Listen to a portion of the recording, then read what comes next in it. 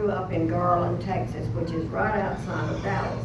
And there's a beautiful lake between Garland and Dallas called White Rock Lake.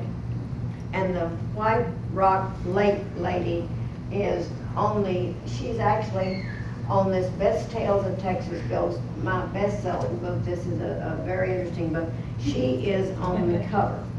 And that is the lady of White Rock Lake.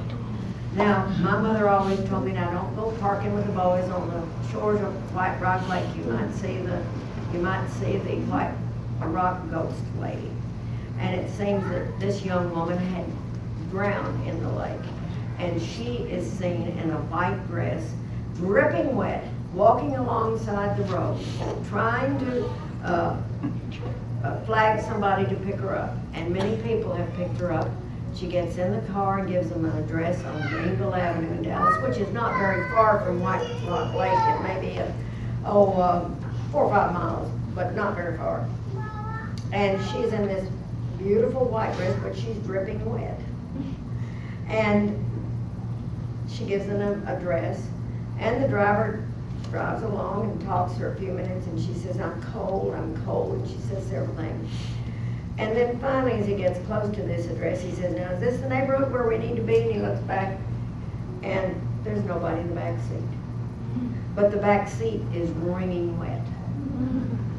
Wet, where she sat, in her wet clothing. So he goes on and goes to the address that she's given him on Greenville Avenue.